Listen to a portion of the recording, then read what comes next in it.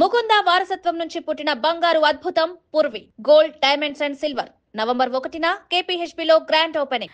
వ్యవసాయ శాఖ అధికారులు రైతులకు అడ్వాన్స్ 741, 751, 758 డెకాల్స్ 9178, 9144 వంటి హైబ్రిడ్ విత్తన రకాలను సిఫారసు చేస్తున్నారు.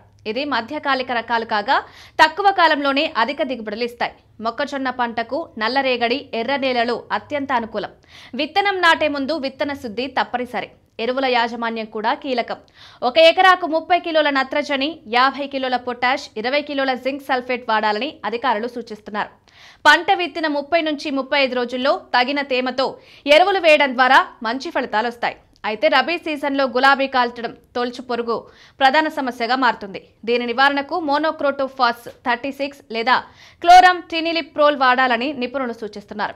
రైతుల అభిప్రాయాలు కూడా ఆశాజనకంగా ఉన్నాయి. మొక్కజొన్న పంట పెట్టుబడి తక్కువ, నీటి అవసరం తక్కువ. పాత పంటలతో పోలిస్తే లాభం ఎక్కువ అని రైతులు చెబుతున్నారు. 1 ఎకరాకు సగటు దిగుబడి 15 నుంచి 20 క్వింటాళ్లు, సరైన సంరక్షణతో 25 నుంచి 30 క్వింటాళ్ల వరకు కూడా దిగుబడి వస్తుందని చెప్తున్నారు. అయితే మార్కెట్ ధరలు మాత్రం రైతుల ఆందోళనకు కారణమవుతున్నాయి. ఇటీవల కొంతమంది రైతులు మొక్కజొన్న పంటకు గిట్టుబాటు ధరలు రాక ఇబ్బందులు పడుతున్నారు. పంట బాగుంది కానీ ధరలు స్థిరంగా లేవు. ప్రభుత్వం ధరలను నియంత్రిస్తే మొక్కజొన్న రైతుల భవిష్యత్తు మరింత బాగుంటుందని వారు చెప్తున్నారు. మొత్తం మీద శ్రీ సత్యసాయి జిల్లాలో మొక్కజొన్న పంట తక్కువ నీటితో ఎక్కువ లాభమిచ్చే పంటగా రైతుల జీవితాల్లో కొత్త ఆశలు నింపుతోంది. అయితే మార్కెట్ ధర, స్థిరత్వం, ప్రభుత్వం మద్దతు ఇవే ఈ పంట భవిష్యత్తును నిర్ణయించే అంశాలు.